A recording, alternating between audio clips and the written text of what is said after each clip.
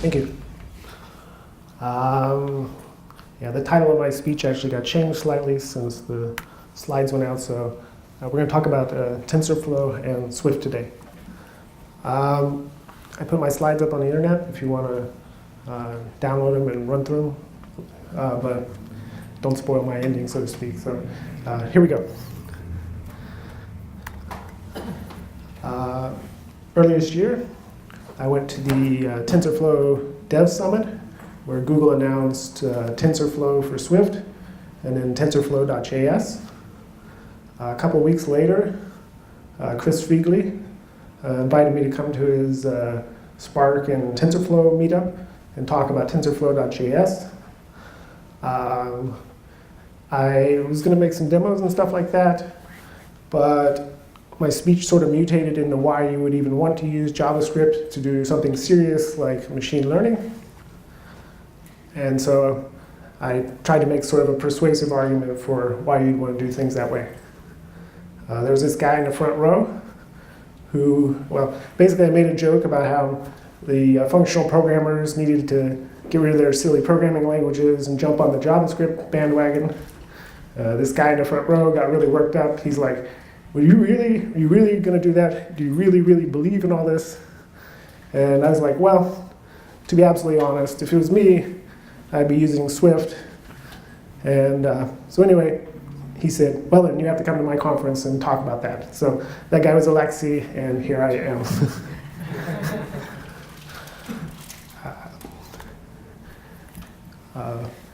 Very broadly, this is how I think about a lot of this stuff.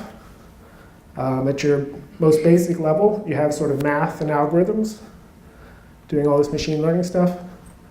The next level up then, I would say, is like basic virtual machines, Jupyter notebooks, stuff like that. The next level up then, I think, is cloud software, which is usually Unix in some form or another, where you're sort of like coordinating multiple machines, multiple GPUs to sort of produce results. The next level up then, I think, is the edge. This can be thought of just sort of taking cloud logic and, running it locally in some form or another. The reason I think the edge is above the cloud even is oftentimes with the cloud, you can sort of cheat against your problems. So you can say, give me a server with a terabyte of RAM, and wham, your problem's solved. Whereas if you're doing stuff on mobile devices, you often have very hard memory constraints, very hard processing constraints, and so I think it's another level of difficulty. What this talk's going to be about is largely about custom hardware. We're going to look at Google's tensor processing unit, the Volta architecture from NVIDIA. There's a whole bunch of machine learning startups and stuff out there right now, so people are bringing custom ASICs and stuff to market in the next year or two. So this is sort of an area that's very hot right now. People sometimes ask me how to get started in machine learning. This is roughly how I think you should approach it if you were to start today. At the very least, I think you need to know Python. I know this is a Scala conference, but I think Python is basically de facto language of machine learning right now. I put up roulette up here. I think you need to have like a basic understanding of statistics. But if I tell you to study statistics, you'll go off and read a book about like probability distributions and stuff like that, and I don't think that's fairly practical. So to me, if you could go to Vegas and put a chip on the roulette table and you actually know what the odds are, I think that's like really good real-world understanding of probability and statistics. In the same vein, I think you need to understand like the basics of calculus and linear algebra. I don't think you need like the full-blown Calc 3 college-level course or whatever. I think you need to be thoroughly familiar with derivatives, integrals, and limits and stuff like that. Same thing, I don't think you really need all the advanced linear algebra stuff, but you really need to understand how to multiply matrices. The current course that I think is the best way to go is the Fast AI 2018 sequence. This is all in Pytorch. I've been doing Pytorch a lot this last year. I'm a big fan of Pytorch. I think this is, if you can do that course forward and backwards, you can basically go out and, go anywhere from there. The next level up then is you're going to have to start reading papers or other people's code. We're going to go through a bunch of papers here today. And then finally, you need to start practicing. Kaggle is good for this.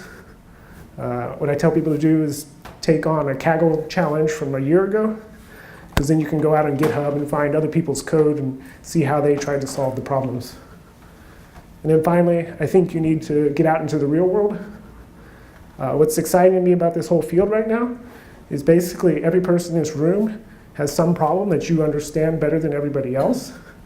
And so you can take that problem, add a little bit of machine learning on top, and basically you can become the world's domain expert in that little niche. And so a lot of people make big deals about having PhDs and all this other stuff, and I think that's completely the wrong mentality. I think everybody should be able to do this stuff.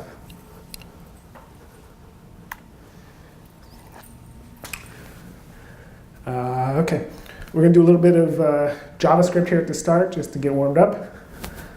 This is a comic strip sort of making fun of JavaScript for its, we'll say, ADD personality. The basic gist of my presentation, I'll say, I did a couple months ago, was sort of that JavaScript has this whole creative destruction element. It's always changing, always moving. And I think that's ultimately why it should be on your radar. So here's 5 demos with JavaScript that I will just run through real fast here, just illustrating some sort of different concepts from the machine learning world.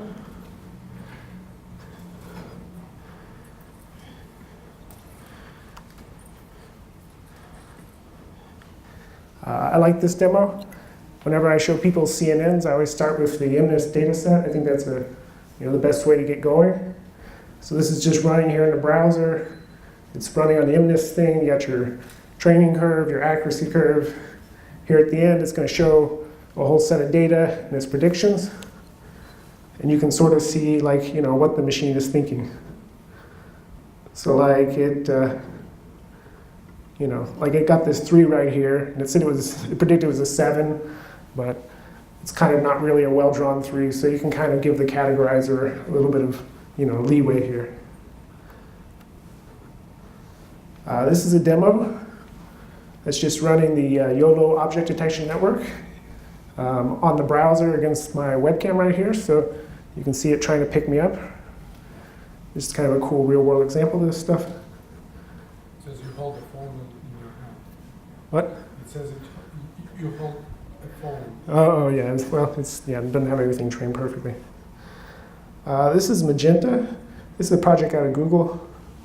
I think it's kind of cool because it's, a lot of machine learning stuff is oriented towards, extracting another few percentage points worth of performance out of things, whereas this whole domain of, say, art and computers is really interesting to me. So it's like making sort of some quasi-ambient IDM music here or something or other, if you listen. I don't know. Yeah. This is a cool demo. It's sort of visualizing how the GAN training process works, how the distributions, how it learns them. This is something I don't really have a good conceptual model of how it actually works, so I thought this was kind of just a cool way of looking at the whole thing. It has this button here that lets you restart the whole thing. I thought this was cool because you can kind of see it introduce this cluster of pixels, and then slowly start stretching them out to sort of map into the latent probability space. So, I don't know, just cool stuff. And then this was a demo I saw a couple weeks ago. I'm not going to run it for you, but they use transfer learning to sort of learn gestures. So basically, you can sort of shadow kick and fight and it controls a Mortal Kombat character, so you can sort of shadow kick and fight with your friends just using a webcam.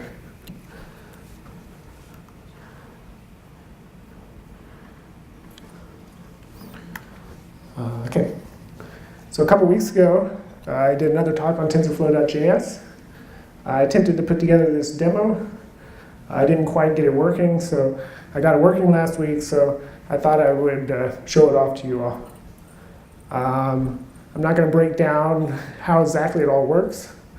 If you want to look at the code, you can jump through the steps, but very broadly, we're using mobile nets, which is a computer vision network. We're using tensorflow.js to run it.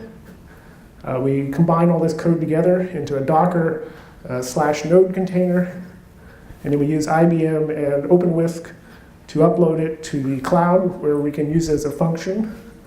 And then finally, I'm just running it locally by using curl command, and then we base64 encode the image, and then do a post.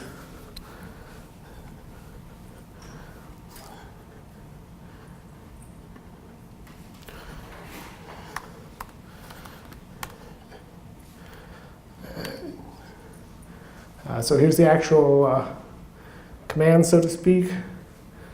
Just base64 is this picture. Then we have this sort of key, and then we have an API endpoint everything runs against.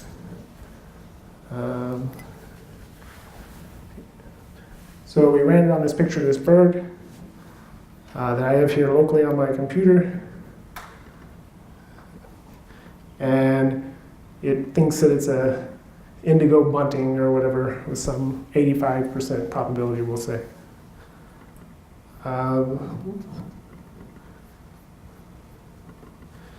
We'll do it again, but with a panda picture. And this one it recognizes pretty well. And it thinks that we definitely have a panda, 99% probability. So just sort of demonstrating a different way of doing a machine learning problem by using a little bit of cloud magic, we'll say.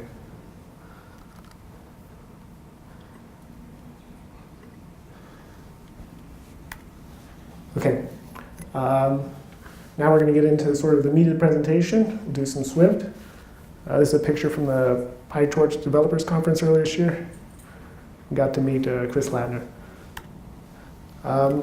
Very broadly, we'll look at what a tensor is, what do we mean by a flow, what do we get whenever we combine these two concepts together. We'll review the current state of the art for image recognition training at scale. Then we'll look at how I think Google is positioning LLVM and Swift to sort of take things to the next level. And at the end, I'm going to try to give you a glimpse of where I think things will be at in the future. So what is a tensor? I think a lot of people are comfortable with matrix math. A lot of people are comfortable with algebra. But I think whenever we combine these two concepts together, it starts to get a little bit fuzzy. Even this picture here, which I found on the internet, which just sort of says a tensor is a collection of matrix objects. Even this, they're not putting actual letters into here, A, B, C, D, or whatever, and thinking about it in terms of like properties of it as a whole. You might take like a linear equation in the form of ax plus b, and then you can play games with it. You can make linear transforms. You can go from one transform to another. If you sort of start to build this up, you get this whole set of rules for combining rules, and eventually you have sort of a formal algebra for doing matrix math. This in and of itself is a lot of work, but once you actually have an algebra, then we can extend it with, say the algebra over graphs or the algebra over type theory. The big story, I think, of this last year or so in machine learning has been like Pytorch and this concept of these network flows. Fundamentally, the core concept is just that everything is fundamentally a directed graph, which means that if we can model the graph as a whole graph, and we only want to change one variable or whatever, then we can recompute just that one little thing that got changed as opposed to having to rebuild our graph the whole time. Google has wholeheartedly embraced this concept. Eager execution is part of TensorFlow now. For their TensorFlow 2 roadmap, I mean, they've clearly indicated that's where they're heading as well. So I think this is one of these key concepts that you need to know if you're going to be working on this going forward. This is a paper from Ian Graves from a year or two ago. He built a formal architecture for modeling neural networks. What I think is powerful about this is basically you can think of all neural networks in structures, as being a combination of these sort of blocks, we'll say. You have your input data, you run it through some sort of convolution and AX plus B sort of steps, and then you get your result, and then you can think of like a full-blown neural network or whatever as being a large collection of these sort of blocks. You might literally take 1,000 of these blocks and put them all together. The reason I think it's important to think about this is because if you really look at the original TensorFlow paper, it's not even really about GPU training per se, as it is this gigantic sort of Gantt scheduler for performing these operations whenever you have a whole set of different things going on. It's much less about the GPU per se, as it is about coordinating across all these CPUs and then getting the end result out at the time, and doing so using the least amount of wall time, so to speak.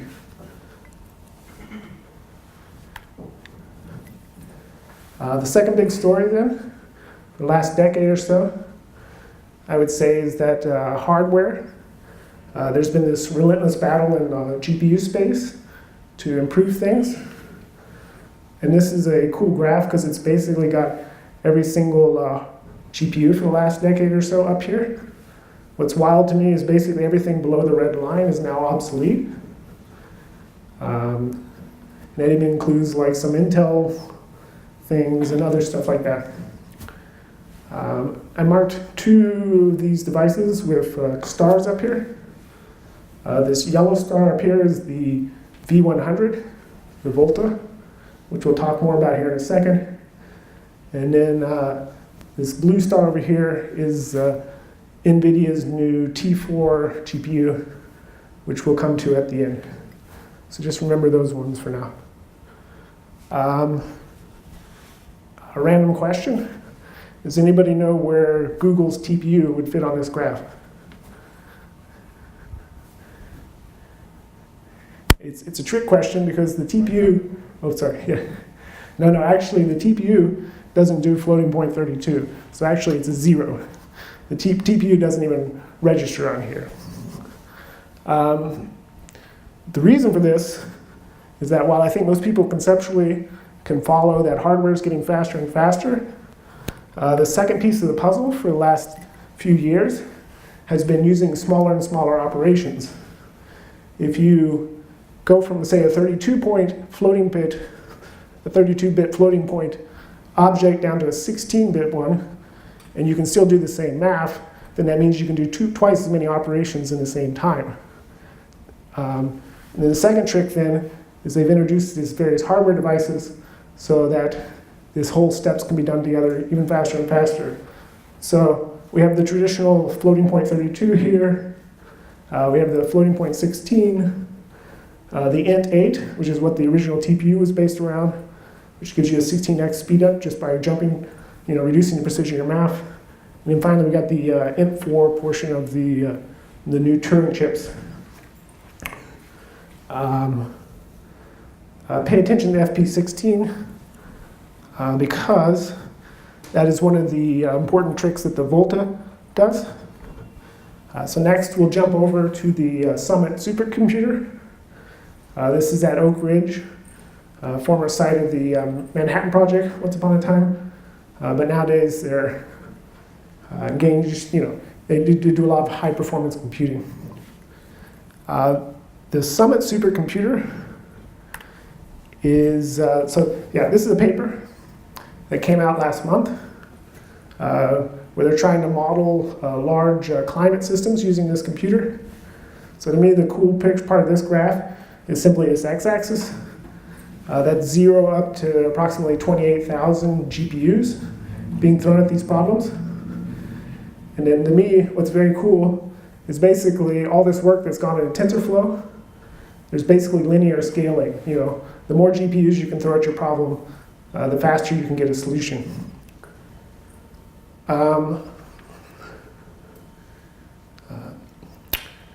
The architecture of the Summit architecture is using a custom IBM architecture. There's been a lot of work that's gone on under the hood, very specifically with NVLink, in order to deliver unified memory architectures. The actual computer is not made up of Intel GGX1s, we'll say, but you can think of this cluster as being roughly equal to 3,500 DGX1s. If you're on Amazon and you're using a P3-16X large, that's a DGX1, so to give you sort of a point of reference. So most of us probably cannot take our problems and throw 20,000 GPUs at them, but all of us can take advantage of the difference between the red and the blue lines here. The blue line is demonstrating FP32 training, and the red line is demonstrating FP16 training. So if you can take your model, these are two semantic segmentation networks, but they modified the math to run on the lower precision operands.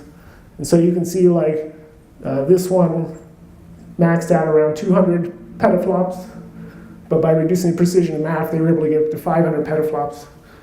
The same thing for this deep lab over here.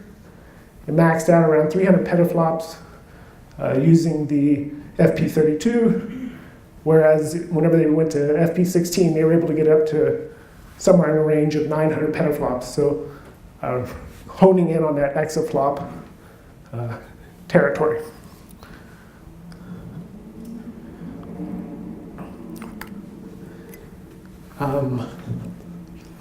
So what do you need to do in order to convert your models from FP32 to FP16? So earlier this year, I took the Fast AI course in person downtown, and we worked on a submission for this this non-bench competition out of Stanford.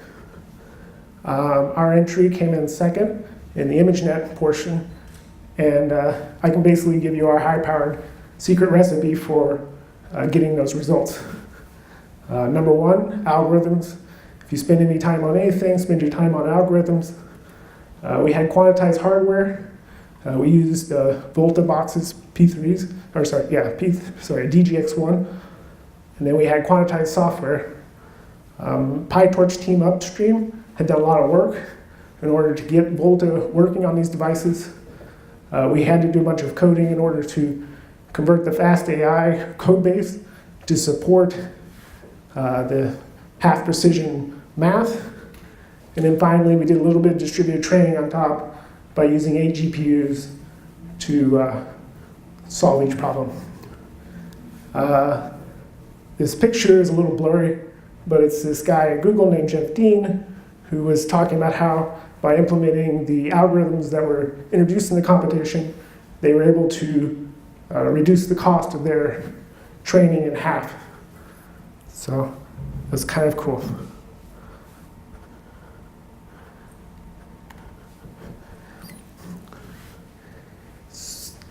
So for us, in order to implement all this, we basically had to do a lot of elbow grease, we'll say. We did a lot of custom coding and whatnot. You all probably do not want to do that. And more broadly, that shouldn't be like how you have to do, what you have to do in order to get good performance out of your models. So about 5-6 years ago, a company named Apple had a similar problem. And so they were sort of locked to their GPU providers for their mobile devices, which is the iPhones. So they wanted to change GPU providers, but they didn't want to lose any performance for their existing code base. So they hired this guy named Chris Latner, and he came in and he introduced LLVM, which is a project he had worked on at the University of Illinois, to Apple. So by doing this, basically, they went from having to write a custom GPU code for every model that they needed to implement to just sort of writing a way to get code into LLVM and another way for LLVM to get the code out for a specific GPU architecture. So then adding new GPUs to their pipeline was simply a question of writing a new transpiler for that particular GPU. So as a direct result of this, they were able to switch their GPU manufacturers. But long-term over time, many of these key concepts started to make their way into the larger iOS ecosystem. So the initial phase, they sort of introduced Clang and LLVM into the Objective-C code base, and they started introducing memory and thread safety checks where the compiler could actually catch stuff long before it actually got pushed out in the field and would cause crashes there. They were sort of retrofitting these changes on top of C, and they basically pushed that about as far as they could. So the next step then was to introduce Swift and bring full-blown functional programming into the iOS world.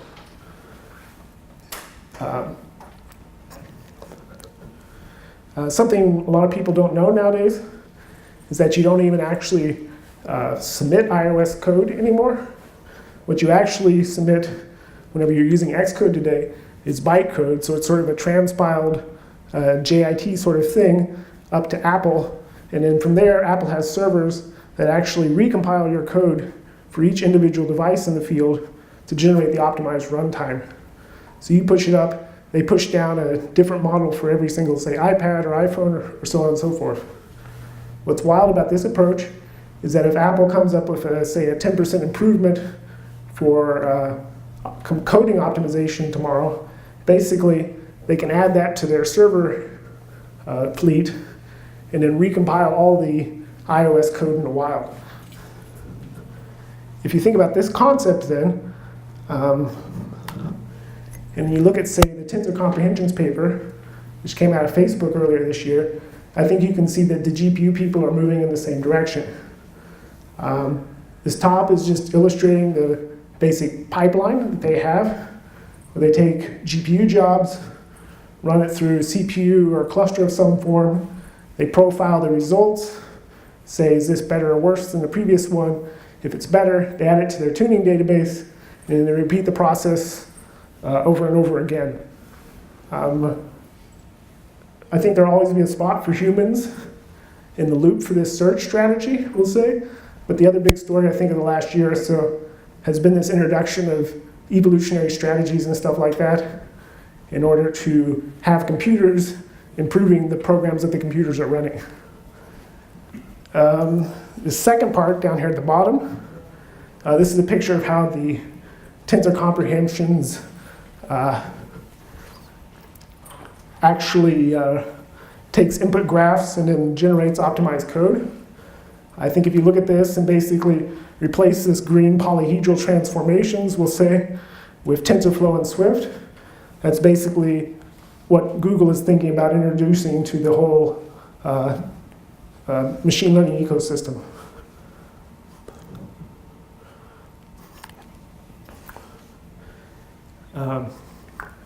In the same vein, even if you could, say, today, generate a perfectly optimized model for your computer vision problem, we'll say, or whatever, in the real world, you're probably going to be running your job on a cluster with other machines and other jobs, you know, different devices.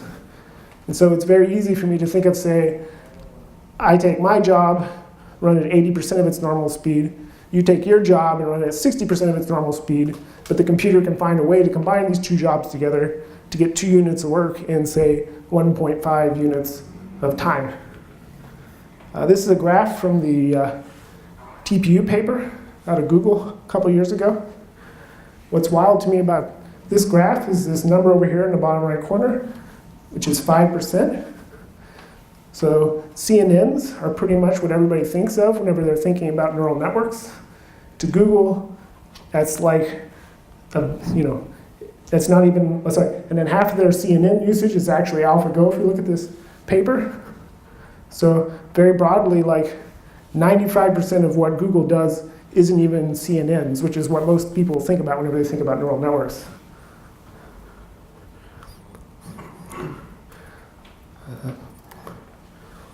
Okay, so then what new capabilities will the TensorFlow and LIF and Swift combination unlock? So a bunch of people are shipping new hardware to market in order to tackle these different problems. Int8, like I mentioned before, is part of the TPU. The new RTX cards have hardware for this. bfloat16 is a lesser known data type, but that's actually the native data type of the TPU 2s and 3s. Intel is trying to bring hardware to market, and they're going after this data type as well. IT4 is part of Turing. We'll talk more about Turing here in a second. And then there's been some academic papers and stuff that's been done on this stuff. So ternary networks, negative, zero, and positive, were a big thing a couple of years ago. This summer there was a paper called Sign SGD, which made heavy use of these sort of ternary operations in order to reduce the communication between nodes in order to speed up distributed training. So that's worth looking at. People have gone all the way down to 1-bit neural networks, so binary neural networks. ByteNet was a paper earlier this year where they built up a language model using 1-bit neural networks. It's a very interesting approach. This graph then is sort of demonstrating how a traditional CNN, you might think about that. And then you can simply think of a binary neural network as replacing all the reals in the graph with integers. So if you have a 1-bit binary network, that's a BNN, we'll say.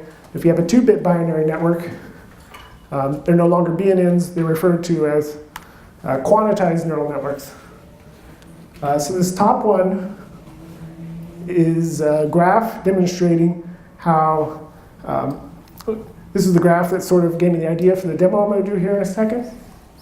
But this paper by Bert Moon in the Netherlands, basically they're able to target, say, arbitrary model complexity or model size in order to, if you have a very specific constraint, basically you can pick that, and then you have to, you can work backwards to how much error you're willing to accept into your problem. The second graph down here, so a lot of people are doing quantized neural networks, but they're basically taking, say, like a FP32 model and simply converting the individual operands down to integer math. So they're not technically training a quantized neural network, so to speak. So this paper is very interesting because they introduced some tricks and stuff in order to have stable loss and training validation curves for both ResNet and cifar. So the demo I'm going to do is basically a demonstration of different QNN ResNet 18 variants on cifar. So we have our traditional floating point 32 one here on the far left. From there, we work our way down from 8-bit, 7-bit, 6-bit, 5-bit, 4-bit, 3-bit, 2-bit, 1-bit models. As you can see, in each step, by reducing the amount of data we have available to the network, the accuracy of our network goes down slightly. So here, our control or whatever we'll say has like roughly a 98% accuracy. We go to 8-bit, the next one, we go down to 97% accuracy, and in each step we lose a little bit more quality. The flip side though is that, say if you go from 32 to 8, we have a significantly smaller model. We lose a little bit of quality, but we have literally 1/4 as large of a model. And we can use this integer 8 math in order to run it even faster at runtime, which is very important for doing stuff on edge devices. I didn't write the code for this. This gentleman named Elad Hofner did this demo. So I simply modified his code to output these different results. And so what we're going to demo is a 4-bit quantized ResNet 18 running on the cifar data set here. So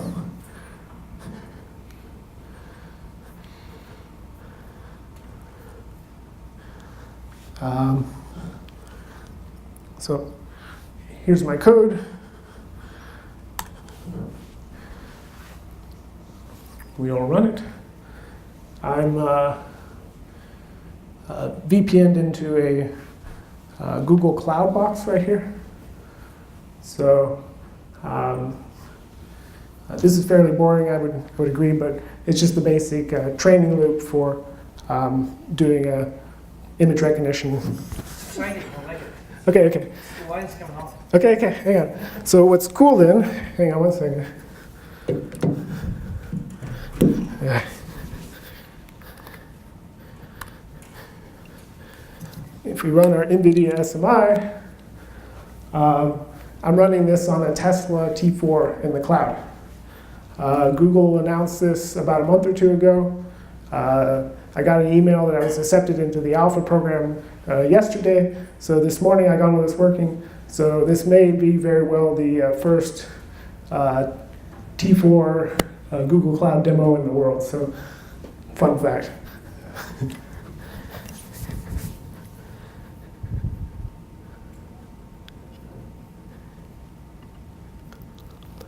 So yeah, shout out to them there for helping me out with that. If we let it run, it'll keep on running for a while. It'll end up with a network with around 80% accuracy, which really isn't that great for cifar, but just remember that, and we'll come back to it here in a second. So, recap. We reviewed the current state of the art for hardware and software for doing image recognition and training. We looked at how people are moving from floating point 32 to floating point 16, and now people are starting to explore int8 models in order to speed up things even more. I talked about how I think Google is thinking about integrating LLVM and Swift into this whole thing in order to make this process simpler in the future. And then finally, we demoed a 4-bit QNN ResNet 18 network training and then running on actual 4-bit hardware. Okay, so at the beginning, I promised to try and give you a glimpse of the future. So here's my attempt to do so. I've shown you the hardware and software working together, all that exists here today. So let's imagine that we have a cluster of these T4 GPUs. For real-world problems, they're probably equivalent to about the 27 RTX, but they have about 260 TOPS for this int4 process. So let's imagine that we had a cluster of 256 DGX3s. What is a DGX3? Well, I just invented it. But a DGX1, like I said earlier, is a P3.16x large. DGX2s are brand new, but they're simply a 16 GPU version of the thing. So imagine that we have 256 of these DGX2s. We rip out the GPUs and replace them with these T4 chips. Amazon charges you about $25 an hour for a P3 today. So let's say that, roughly speaking, this would cost you about $100 an hour. I think this is probably like a reasonable, it's probably on the high side, but it's a reasonable number to work with. So that would mean that for 1 hour, it would cost you about $25,000 to run this cluster.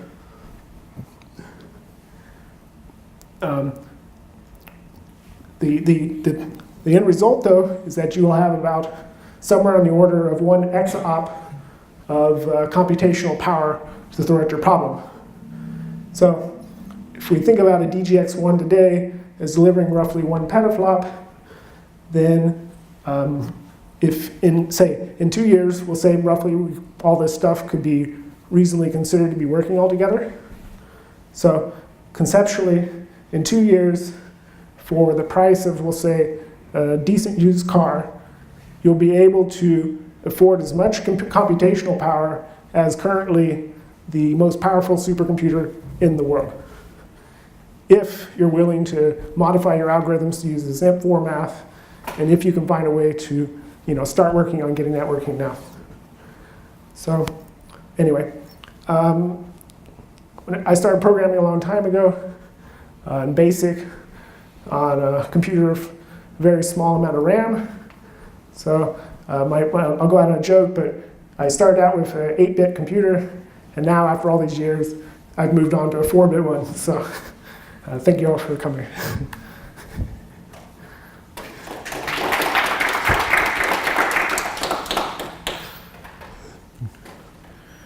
I put put a bunch of links for different things up here if you want to jump to these papers and whatnot. So it's all on there.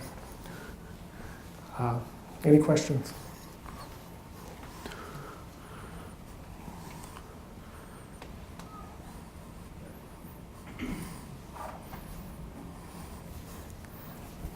Okay, thank you for your time.